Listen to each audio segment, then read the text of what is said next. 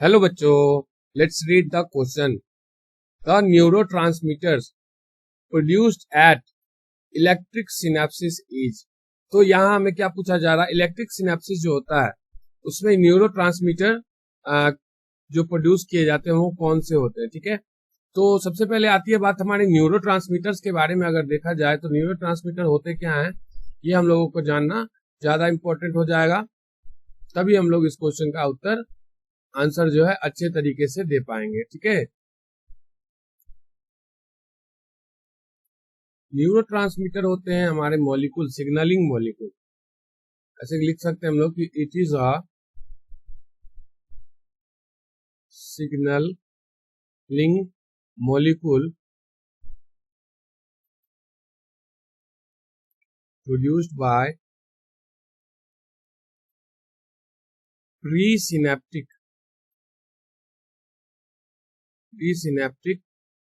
Neurons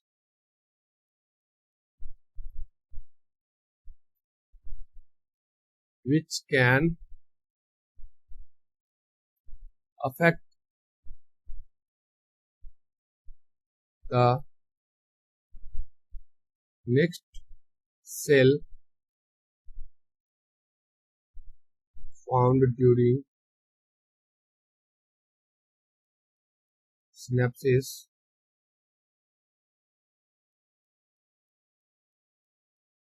next cell. उसमें जो है हमारा सिनेप्सिस के द्वारा नेक्स्ट सेल क्या हो जाएगा, हमारा रिसेप्टर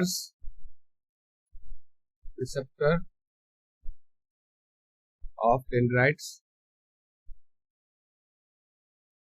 ठीक है, तो यहाँ हम लोग क्या देख रहे हैं, न्यूरोट्रांसमीटर क्या है, एक सिग्नलिंग मॉलिक्यूल है, यानी कि केमिकल्स होते हैं ये जो कि प्रोड्यूस होते हैं किसके द्वारा, प्री सिनेप्टिक न्यूरॉन्स के द्वारा। प्री सिनेप्टिक न्यूरॉन्स की बात करें तो प्री सिनेप्टिक न्यूरॉन्स क्या होता है, जो सिनेप्सिस से पहले जो न्यूरॉन होंगे वो प्री सिनेप्टिक कहलाते हैं, आप लोग अच्छे तरीके से जानते हैं। ठीक है, ये हमारा हो जाएगा प्री, ये होता है हमारा पोस्ट। ठीक है, इसका नाम क्या होता है, ये पार्ट जो होता है न्यूरॉन का वो कौन सा पार्ट होता है, एक्सॉन होता है।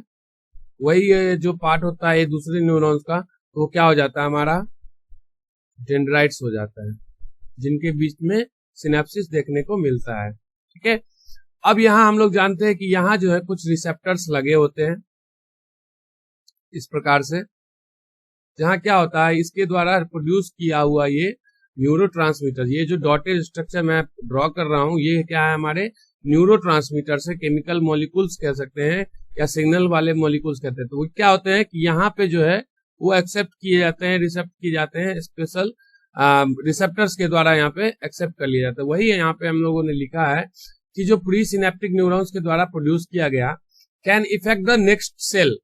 देखिए इसके बाद नेक्स्ट सेल क्या होगा, हमारा सबसे पहले सेल कौन सा आएगा, receptor.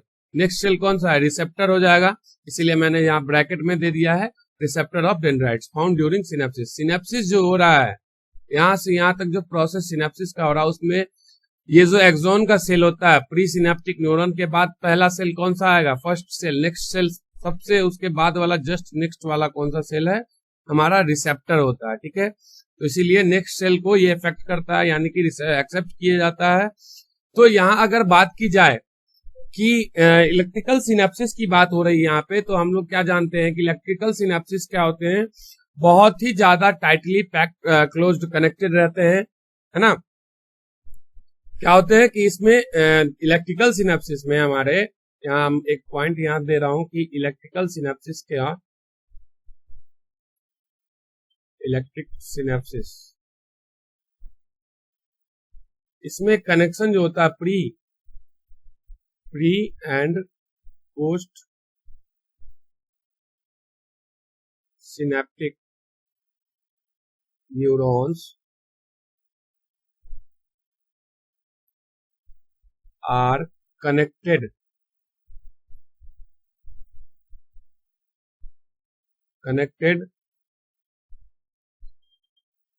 with very less gap between them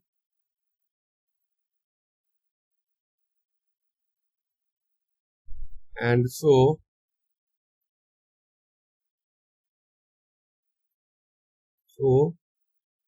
there is no need of any transmitter,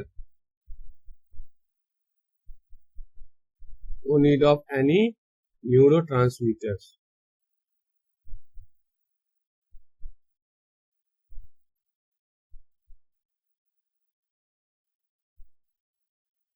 यहाँ क्या देख रहे हैं हम लोग कि ये तो हमारा जो सिनेप्सिस को जूम किया मैंने, तो ये देख रहे हैं हम लोग, लेकिन जब इलेक्ट्रिक सिनेप्सिस की बात आती है तो यहाँ पे क्या होता है, ये जो गैप होता है सिनेप्टिक क्लेफ्ट जो कहते हैं हम लोग, ये क्या गैप है, ये सिनेप्टिक क्लेफ्ट होता है, सिनेप्टिक क्लेफ्ट। इनके जो सिनेप्टिक क्लेफ्ट का गैप होता है इलेक्ट्रिकल में वो बहुत ही कम होता है, बहुत ही कम।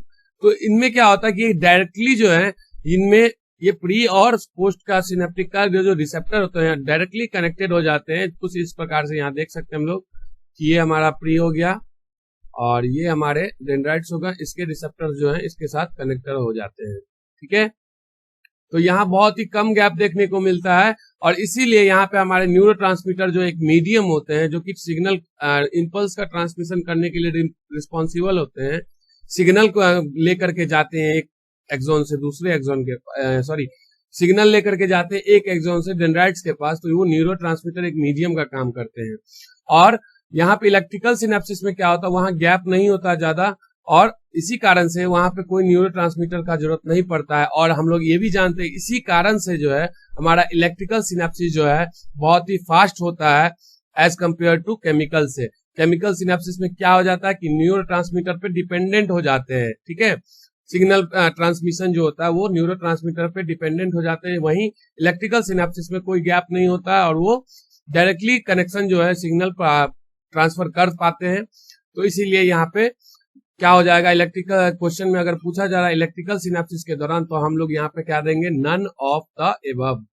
ये हमारा क्या हो जाएगा answer, none of the above, क्योंकि इलेक्ट्रिकल सिनेप्सिस में गैप बहुत ही कम होता है और यहाँ पे कोई भी जरूरत नहीं पड़ता हमारे न्यूरोट्रांसमीटर्स का। ठीक है, तो यहाँ पे no none of the above neurotransmitters correct answer हो जाएगा।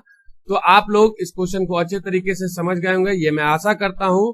All the best and thank you so much.